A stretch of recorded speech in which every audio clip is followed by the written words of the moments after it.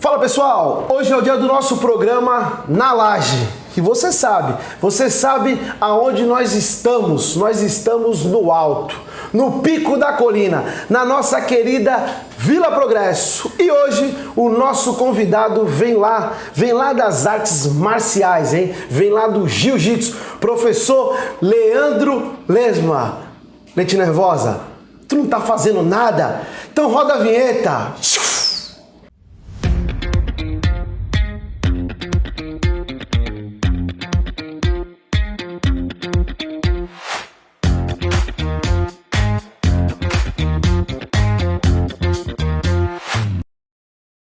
Professor Leandro, obrigado por aceitar o nosso convite. Está aqui participando aí do nosso programa Na Laje. Prazer estar aqui com vocês. O prazer é todo nosso, meu irmão. Vamos falar um pouquinho do jiu-jitsu. E já tem pergunta, hein?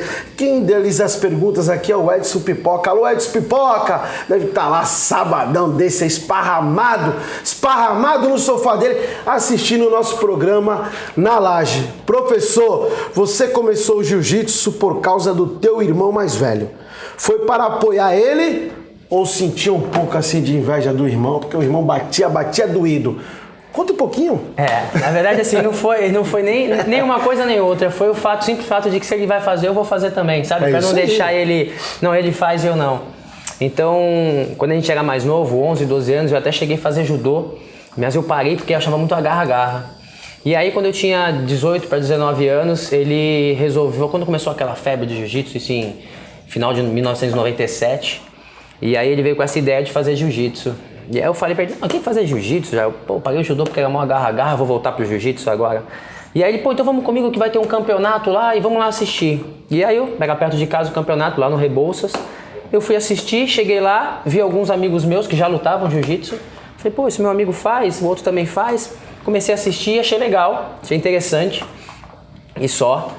Isso foi num sábado ou num domingo, não me lembro. Quando foi na segunda-feira, ele virou pra mim e falou, então, tô indo lá pra assistir o treino, vamos?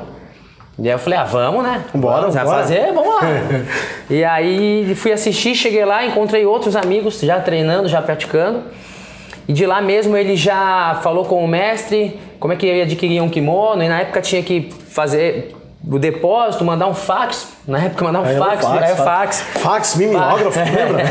Aí mandava um fax do comprovante do depósito e mandava um kimono do Rio de Janeiro. E aí ele já chegou em casa no outro dia, ele já fez o depósito, já mandou o fax. E acho que, quarta, quinta-feira chegou o kimono dele. E aí ele, chegou meu kimono, eu vou começar. E eu falei, ele vai começar mesmo, cara. Eu falei, agora ele já tem kimono, eu não tenho. Ele vai cair pra dentro. Aí eu já lembrei que eu tinha alguns amigos, liguei pra um, liguei pra outro. Falei, me empresta um kimono só pra gente poder começar no mesmo dia, só pra não falar que começou antes de mim. Isso. Sabe aquela competição de irmão? Só pra ele não falar assim, sou mais experiente. Exato. Falei, não, se ele vai no mesmo dia. Aí eu arrumei o kimono com um, a faixa com o outro. Falei, não, vamos junto, vamos entrar nisso daí. E aí entrei porque ele queria entrar, só pra não deixar ele entrar sozinho. Bacana, professor. E o teu irmão, ele continuou no esporte? Ele continuou, ele é faixa preta também. Hoje ele tem um outro ramo, né? Eu tenho a minha academia, ele tem um restaurante, mas ele é praticante até hoje, continuou, nunca deixou a arte de lado, não. Poxa, que legal, cara, que legal. Antigamente, né, existia muitas confusões, né? Aquelas brigas envolvendo supostos praticantes de jiu-jitsu. Aqueles com o pitbull, né? Chegava atropelando todo mundo, tinha aquela briga, né? E acabou que vindo um preconceito muito grande com a galera do jiu-jitsu, né? Sim. Por conta dessas brigas, dessas confusões, até mesmo nos bailes, né? Nos shows, né? Tinha muito dessas brigas, porque os caras também eram da pancadaria, né? Os conhecidos pit boy. Pit boy, né? E hoje, parece que essa associação entre o jiu-jitsu, essa confusão desse jiu-jitsu, né? Como é que é o nome? Pit boy. Pit boy, dos pit boys com o jiu-jitsu, acabou, né, meu irmão? Graças a Deus, cara. O que acontece é o seguinte, né? Tu não foi não, né? Não deu tempo. Não deu tempo. O jiu-jitsu, ele ficou muito famoso através do UFC, né? Então, aqueles vale-tudo mais antigo que era meio que sem regra quase, né? Não tinha luva, não tinha... podia chute no chão, podia várias coisas que hoje já se profissionalizou e não tem mais. Então naquela época as pessoas já sentiam esse estímulo e queriam se provar. Então eles iam pra rua para arrumar confusão, para falar que o jiu-jitsu é eficiente mesmo. Acho que tinha essa autoafirmação, essa necessidade de autoafirmação, de ir pra rua e bater em quem não sabe se defender. Mas graças a Deus, com o tempo, com a disseminação do jiu-jitsu pelo mundo, as coisas foram se profissionalizando. Então hoje os profissionais de jiu-jitsu, né, os lutadores de jiu-jitsu que vivem da arte marcial, preservam o nome do jiu-jitsu. Então, na verdade, quando eu comecei jiu-jitsu em janeiro de 1998. E eu já comecei desde a faixa branca competindo. Então, eu peguei assim o início, essa fase aí dessa transição dos pit boy para o jiu-jitsu mais profissional. E o que é engraçado é que todos esses bombadão com cachorro que a gente via, eu nunca vi em competição. Então nunca foram competidores, foram praticantes que já arrumavam confusão na rua e foram procurar no jiu-jitsu uma forma de ficar mais forte para poder bater nos outros. Mas graças a Deus isso foi com o tempo, os próprios professores foram eliminando isso da academia, né? Então, por exemplo, meu mestre ele era um que se alguém arrumasse confusão na rua, chegando na academia ele vai aceitar aqui. O que aconteceu?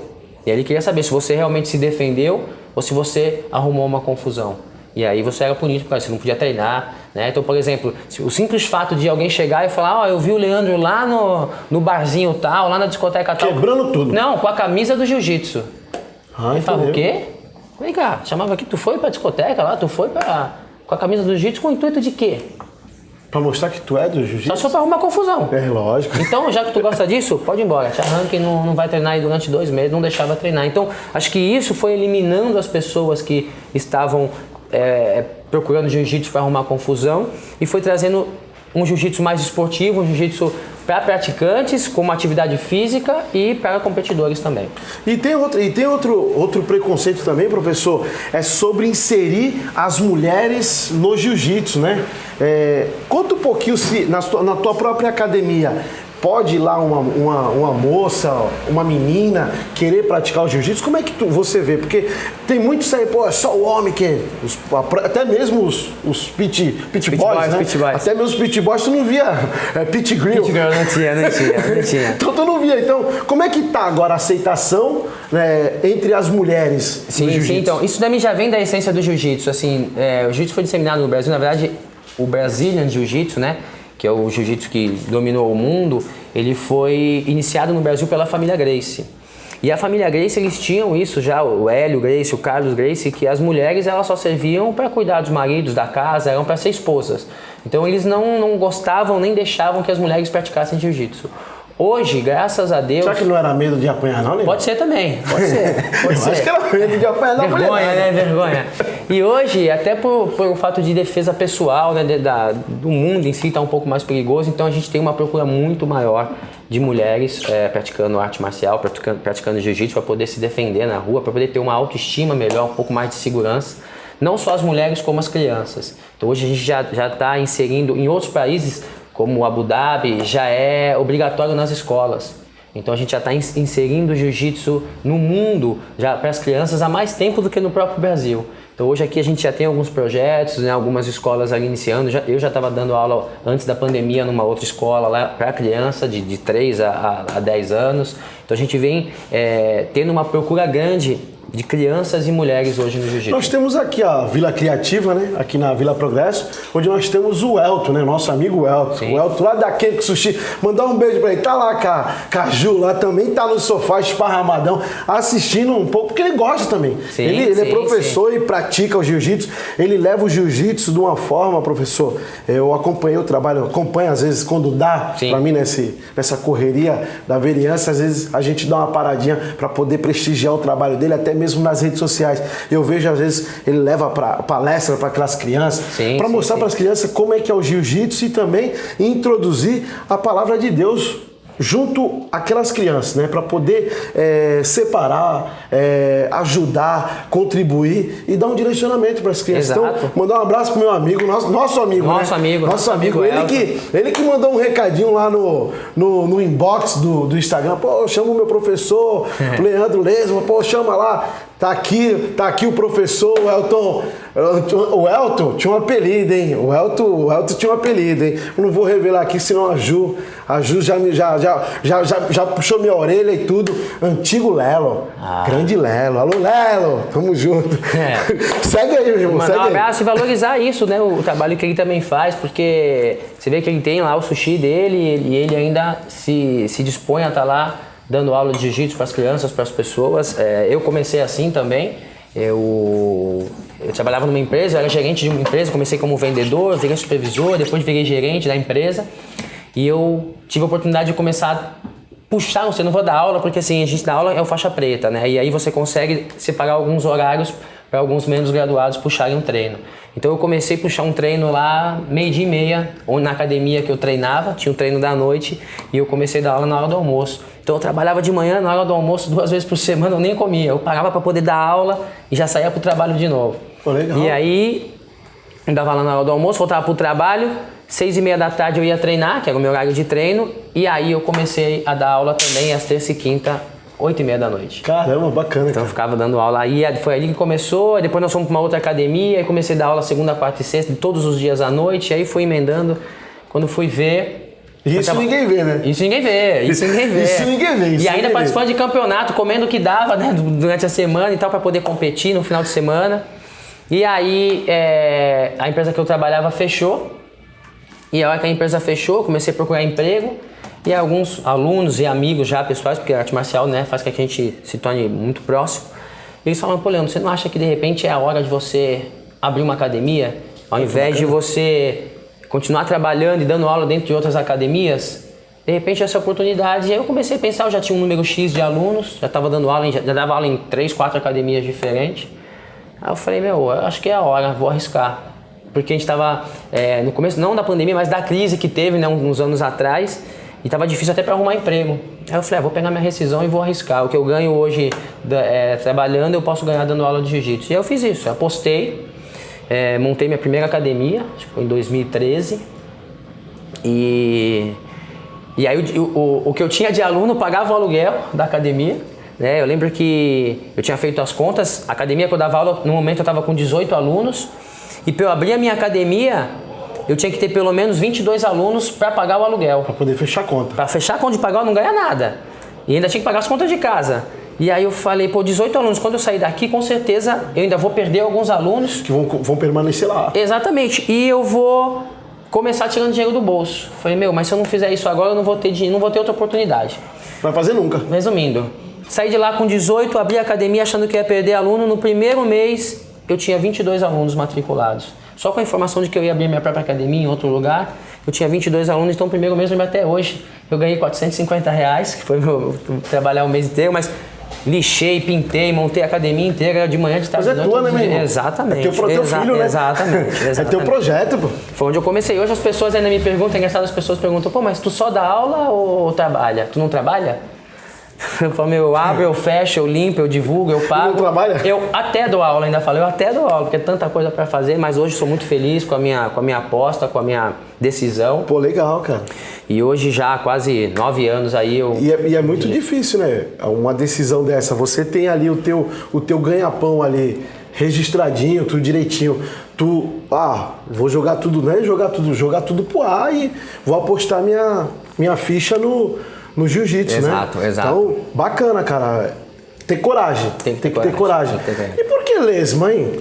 Então, o pessoal fala assim: pô, o Leite Nervosa, que ele não para de dar risada, ele fala assim: pô, pergunta por que lesma, cara? Essa é uma pergunta que eu não canso de responder. Eu já ouvi tanta barbaridade, cara, com essa pergunta, cara. Já me perguntaram uma vez, uma menina me perguntou assim: é verdade que teu apelido é lesma porque tu comeu um pastel que tinha uma lesma dentro?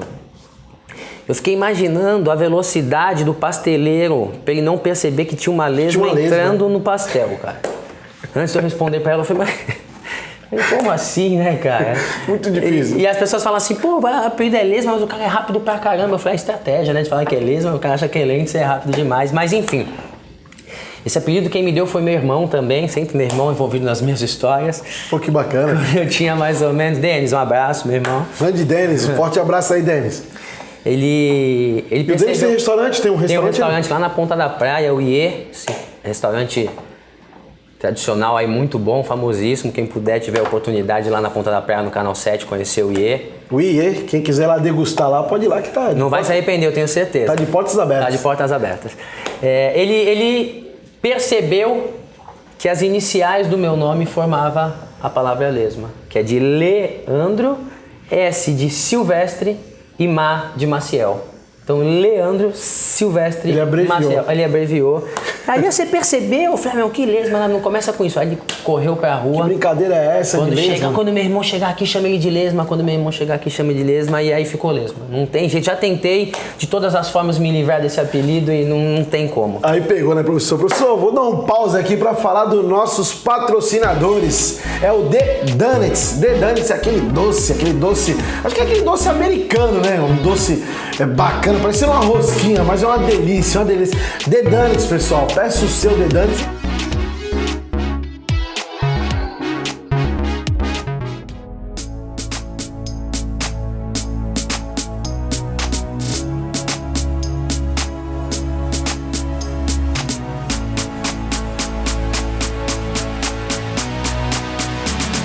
Também nós temos HB Burger. HB Burger aqui é pioneiro, nosso patrocinador pioneiro aqui no hambúrguer. Tem hambúrguer de costela, tem hambúrguer de picanha, tem hambúrguer de tradicional, tem hambúrguer de cheddar. Peça o seu lá na HB Burger. Estamos passando um pouquinho do almoço e também tá na hora de você fazer aquela ligação e matar a sua fome com HB Burger. E depois aquela sobremesa, a sobremesa deliciosa do The Donuts. Peça o seu.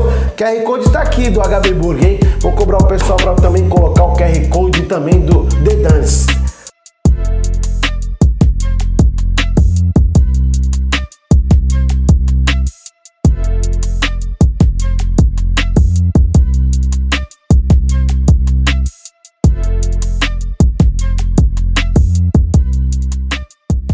Voltando às perguntas, a gente dá uma pausa aqui para fazer um pouco do merchan que ajuda a gente aqui no programa, né? Extremamente necessário. Eu já mandei até uma carta lá para Kenko Sushi ajudar a gente, né? Pra gente comer também. Não tá ajudando ainda? Eu ajudo de vez em quando, ele manda algumas coisinhas, mas ele é meu patrocinador particular. Toda segunda lá ele manda lá em casa lá uma promoção, aquela promoção básica que ele sempre faz, promoção estourada lá na Kenko Sushi também. Eu vou apertar ele lá no tatame pra ele melhorar um pouquinho. Dá uma apertada na orelha dele. Deixa comigo, pode deixar. Bom, professor, é comum brasileiros rodarem o mundo dando aulas e oficinas sobre jiu-jitsu. Afinal, por que o brasileiro é tão bom no jiu-jitsu, professor? Então, porque é o seguinte, o jiu-jitsu ele é uma arte marcial oriunda do Japão, né? E aí, o Maeda, também conhecido como Conde Koma, quando ele veio pro Brasil, ele ficou hospedado na casa da família Gracie. E como retribuição aos favores que a família Gracie fez para ele resolveu ensinar o jiu-jitsu para a família Gracie. E na época, o Carlos Gracie, eram dois irmãos, né, mais velhos, entre 5, que é o Carlos Gracie e o Hélio Gracie, que puxaram mais ali essa responsabilidade de tá aprendendo e desenvolvendo o jiu-jitsu. Só que o Hélio Gracie, ele era muito franzino, ele era muito magro. Então ele começou a adaptar o jiu-jitsu pro biotipo dele. Então ele começou a criar algumas alavancas, algumas coisas que facilitassem para que ele não utilizasse força, porque ele não tinha força. Então, o que aconteceu nesse momento é que deixou de ser o jiu-jitsu japonês para se tornar o Brazilian Jiu-Jitsu. O jiu-jitsu brasileiro, esse é o jiu-jitsu que hoje está no mundo inteiro. Então a gente começou aqui no berço, né, no Brasil, onde todo mundo aprendeu primeiro antes de levar para o mundo. Então hoje os grandes campeões, tudo começou e tudo ainda é muito forte no Brasil. Só que acontece, hoje no mundo, hoje no Brasil, como, não só como esporte, algumas outras atividades, inclusive quase tudo, é muito difícil de viver no Brasil, a gente praticamente sobrevive, né? Porém fora, a gente é muito valorizado. Então o que acontece? Os grandes campeões, as pessoas que têm mais oportunidades, as pessoas que não têm tanta obrigação aqui, conseguem ir lá para fora ter uma oportunidade e viver muito melhor do que se vive aqui no Brasil com o esporte. Então, através desse mundo capitalista também, a própria federação migrou todas as grandes atividades, grandes competições para fora do país. Por quê? Porque capta mais dinheiro. Então, os grandes campeões hoje mundiais e tal tiveram oportunidades e vivem fora do país, dando aula, tendo as suas academias, porque a qualidade de vida deles é muito melhor, entendeu? Então, show de bola. Tem muita gente lá e, como eles ainda continuam no Brasil e até esses próprios professores que moram fora do Brasil, mas já têm os seus nomes feitos, recebem propostas para estar fazendo seminários fora do país. Então eu, graças a Deus, já fui 11 vezes para os Estados Unidos para poder fazer. Sempre que eu vou competir, que eu posto lá que eu estou indo para competir, eu recebo propostas e acabo dando uma volta pelo país lá, fazendo alguns seminários. Já tive a oportunidade de ir para a Europa, eu fui lutar duas competições fora. Eu fui lutar o Europeu International Master, que era em Barcelona, e aproveitei para no outro final de semana tinha o Paris Open. Então eu fiquei 12 dias lá na Europa. Já viajou o mundo já, né? Já, graças a Deus, através do jiu-jitsu eu consegui conhecer bastante coisa. Fala dos teus títulos, professor. Os títulos são unificados como no boxe ou não? Ou é diferente assim, Leandro? Não, é diferente. A gente hoje tem algumas federações e confederações, né? Então a gente tem as mais importantes e a gente tem aquelas que a gente chama de paralelas, né? Então hoje, por exemplo, você escuta muita gente falar assim, fulano de tal foi campeão mundial. Então hoje existe a Confederação Brasileira, que é a mesma que a Federação Internacional, é a mesma federação. Para quem é do Brasil, a gente trata como Confederação Brasileira. Para quem é de fora do país, se chama CBJJ, e para quem é de fora do país é a IBJJF, que é a International Brazilian Jiu-Jitsu Federation, que é a mesma coisa, tá? Só que eles se cadastram pela IBJJF e a gente se cadastra pela CBJJ para lutar os campeonatos oficiais, que aí tem o Mundial Adulto, que é em Los Angeles, e o Mundial Master, que é em Las Vegas. E aí tem uma outra confederação, que é a CBJJE, que faz um campeonato mundial que é em São Paulo. Então você escuta, o cara é campeão mundial da onde? De CBJJE. Aí você vai ver lá, tem um monte de gente que fez 1, 2 lutas com... Então, beleza, é um título, mas é um título paralelo, não é, né? Para quem tá dentro do ramo ali, não é o título oficial. Então existem algumas federações, aí veio Abu Dhabi, né? Com muito dinheiro, resolveram ver no jiu-jitsu uma oportunidade, eles criaram uma outra federação, que é a UAEJJ, e aí tem algumas regras diferentes, alguns pesos diferentes, o peso que você luta nas confederações é diferente da UEJJ. Então você luta por uma e a gente vai lutando por outra. Teve uma vez que eu fui lutar o Campeonato Mundial pela confederação em Las Vegas, um final de semana, e no outro final de semana eu fui para Los Angeles para lutar o Grand Slam de Abu Dhabi, que é um circuito que roda pelo mundo, são 5 etapas, e eu aproveitei que eu já estava nos Estados Unidos para lutar essa UEJJ. Eu acabei ficando em terceiro no Campeonato Mundial, e aí uma semana depois eu ia lutar um evento que era 2 quilos mais pesado. Eu podia ter mais 2 quilos. E eu acabei me machucando na final, abri aqui a cabeça, luxei o joelho, mas acabei saindo como vice-campeão desse torneio também. E aí eu voltei para o Brasil para tratar essas lesões, e 2 meses depois ia ter a etapa do Grand Slam de Abu Dhabi no Rio de Janeiro, que era a etapa do Brasil. E aí eu fui lá, lutei também, só que como eu estava tratando a minha lesão, eu perdi peso, eu acabei lutando numa categoria de baixo, eu perdi um pouco mais de peso. Pegou uma categoria inferior. Tive que fazer sauna, tive que fazer hidromassagem para perder peso, apesar de era um dia antes. Tomei soro para recuperar e acabei indo para a final também, mas aí acabei empatando a luta e deram a vitória para outro rapaz e saí como vice-campeão das 2 etapas. E isso desgasta um pouco, né, professor? Muito. Esse desgaste, assim, de você ir pra sauna, até mesmo para diminuir o seu peso, né? Então, na verdade, o que acontece? Eu não procuro fazer isso, eu procuro, né, até os meus alunos, que eu falo que vai competir, eu procuro falar para eles baterem o peso no máximo uma semana antes e tentar manter esse peso. Porque nas confederações, você pesa momentos antes da luta.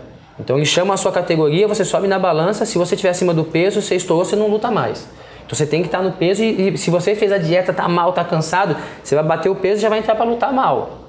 Já o de Abu Dhabi, você pesa um dia antes. Então, por exemplo, eu ia lutar em Los Angeles, eu lutei até 85 quilos. No Rio de Janeiro eu lutei até 77 e eu tava com 79. Então eu fiz a dieta lá, fui pra sauna, tudo, fiquei sem comer, cheguei na balança, pesei 76,5 na hora do almoço mais ou menos, 76,800, bati o peso, já tomei 2 litros de soro, tomei um açaí, já comi, fui pro hotel, deitei, dormi um pouco, fui jantar, tomei 1 litro de suco, no outro dia de manhã eu já tava com 79 de novo. Então eu cheguei para lutar no outro dia já com 2 quilos acima do peso. Entendi. Mas eu já tinha pesado, já tinha passado na balança. Então eu hoje não acho essa forma correta. Acho meio desleal isso daí. Eu acho que a melhor forma de você lutar é você pesar e entrar para lutar. Porque aí cada um tem que lutar no seu peso mesmo, sabe? Mas não sei eu que faço a regra. A regra tá aí, é exatamente. Claro. Fala um pouquinho da tua academia que já vai fazer 9 anos, né? Sim. Para um negócio é muito tempo de vida já, né? Como você enfrentou aí a pandemia? Sim. Como você enfrentou? Porque a gente viveu aí, a pandemia matou assim, muitos segmentos, muitos comércios, né? Então, academias, restaurantes, lanchonetes. Então a gente perdeu muitos comércios por conta da pandemia, né? Esses lockdowns aí que o pessoal começou a fazer aí acabou que afastando e aí o pessoal do fica em casa, acabou que contribuindo e prejudicando também o comércio nosso aí. Agora, graças a Deus, a gente está retomando aí. Exato, graças a Deus. Como é que foi? A gente vê até hoje ainda, né? Muitos lugares ainda para alugar, lugares que eram tradicionais, tudo fechado por conta dessa pandemia e para ser sincero, cara, na verdade, quando começou isso e era muito sobre proximidade, você não podia ficar próximo de ninguém, de imediato bateu um desespero. Eu falei, acabou o jiu-jitsu. Que é meu ganha-pão. E o jiu-jitsu é o próximo, né? Eu diria que não é nem um contato próximo, é um contato íntimo, né? De tão perto que é. Não dá pra fazer online. Não dá. Então na hora que começou a bater o desespero, eu falei, não vai ter jeito. Não vai ter jeito. E engraçado que foi assim, eu fechei minha academia por conta da pandemia exatamente no dia 12 de março. Eu lembro até hoje, eu falei, galera, nós vamos fechar agora dia 12 pra ficar esses 15 dias e a gente volta dia 1º de abril. No dia da mentira. Achando que foi a minha mentira, porque eu achei que ia ficar 15 dias essa pandemia e que ia passar. E aí ficou. Aí não podia abrir, não podia abrir, foi passando outro, foi passando 3. Estende mais outro. Falei, nossa, começou a bater um desespero. A sorte é que o que acontece, algumas, né, sorte. Primeiro que a gente tinha alguns planos mensais, são os alunos que acertam mensal. A gente tem o plano semestral, que o aluno já paga 6 meses. E a gente tem o plano anual, que o aluno paga 1 ano. E aí já paga de imediato 1 ano e fica 1 ano sem pagar treinando, né? Porque já pagou de uma vez. Então a gente tinha ali tem uma bonificação, por exemplo. Exato, um bônus, um desconto e já deixa um fundo de caixa pra gente. Então, de imediato foi o que me deu uma certa tranquilidade, porque eu sabia que tinha um fundo de caixa para tentar manter os primeiros meses. Que eu, com certeza não daria para se manter tudo. Graças a Deus tive a ajuda do proprietário lá do imóvel, que me deu um desconto e tal durante um período. Mas a vantagem da arte marcial é que a gente vira uma família, né, cara? As pessoas são muito unidas e gostam e se ajudam, né? Então a gente tem que entender também a situação de todos. Eu perdi muito aluno. Perde, né? Perde, não tem jeito. Você tem que entender, porque tá todo mundo numa dificuldade. Se ninguém tá ganhando dinheiro, como é que vai gastar? Mas algumas pessoas continuaram, vieram pra mim e falaram, Leandro, pra mim sou funcionário público, enfim, os meus salários, meu pagamento tá tudo em dia, eu vou continuar pagando. Então alguns continuaram pagando, outros... Justo, né? Sim, outros falaram, pô, Leandro, eu não tô ganhando o que eu ganhava, não tô podendo pagar o valor cheio, mas eu vou pagar 50%, pelo menos para ajudar. Para manter. Legal. E é o que eu falo, é importante da união, porque a gente tem um grupo no WhatsApp onde a gente vai falando tudo só sobre jiu-jitsu. E era legal porque eu não precisava pedir, né? A galera colocava assim lá no WhatsApp, pô, que falta tá fazendo jiu-jitsu, que saudade que eu tô. Aí um outro aluno já colocava embaixo assim, então, você tá sentindo falta? Então ajuda a manter a academia viva. Porque senão, se a academia fechar, quando a pandemia acabar, você não vai ter onde treinar, vai ter que pegar outra academia. Então nem era eu que fazia essa cobrança. A galera ligava e aí, cada um ajudando como podia. E depois, quando começou a liberar ali aquelas atividades físicas individuais, sabe, a gente começou a tentar reabrir de uma forma bem segura, bem tranquila, teve alguns alunos que quiseram fazer aula particular. Então, faziam pacotes de aula particular, que aí foi nesse momento, que quando estava ficando mais desesperador, eles entraram com esses planos de aula particular, e aí foi onde deu para ir pagando as contas ali, se mantendo, e deu para ver uma luz no fim do túnel ali, de que a gente ia conseguir passar essa fase. E eu falava justamente isso, eu falava, se eu chegar lá no final sem R$1 no bolso, mas com a porta aberta, eu já estou feliz da vida e graças a Deus deu tudo certo e a gente conseguiu seguir em frente. Faz aí o comercial da tua academia, vende aí teu peixe aí, fala um pouquinho dos teus patrocinadores. Aqui nós estamos em rede nacional, a ISTV está em rede nacional e aqui a gente tem, graças a Deus, a liberdade, o nosso programa dá oportunidade também do entrevistado falar dos seus patrocinadores, então pode falar dos teus patrocinadores. Vou falar um pouquinho da minha história, então, rapidinho. Fala um pouquinho como a pessoa pode se inscrever na tua academia, fala da tua história, 1 minuto, tá contigo. Beleza. Bom, meu nome é Leandro Silvestre, também conhecido como Lesma. Eu pratico jiu-jitsu há 24 anos, desde 1998. Sou faixa preta há 16 anos, já dando aula desde a faixa roxa. Dei aulas em algumas academias e há quase 9 anos eu tenho a minha própria academia. Nós estamos ali na Carvalho de Mendonça, 184, primeiro andar, quase esquina com a Ana Costa. Aulas para crianças, para mulheres, para adultos, para todas as idades. Fiquem à vontade, quem tem o interesse, quiser conhecer, fazer uma aula experimental sem compromisso, será super bem-vindo, super bem atendido lá.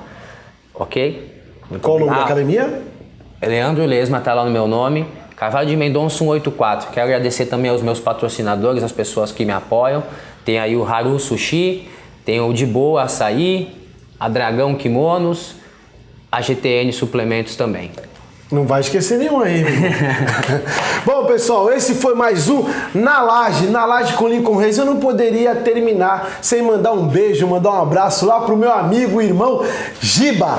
Alô, Giba, pai do Betinho, pai do Paulinho e marido da minha amiga e querida tia Malu. Um grande abraço a todos vocês. Também tem o Viola. Alô, Viola, lá do Morro da Nova Sintra, faz aquele pão top. Grande Viola. Viola tem baguete, o Viola faz bolo, faz tudo. Ele sempre assiste o nosso programa Na Laje. Esse foi mais um Na Laje com Lincoln Reis no pico, no alto da colina, com o professor, com o meu amigo, meu irmão Leandro. Brigadão, meu irmão. Eu que agradeço, irmão. Esse foi mais um Na Laje.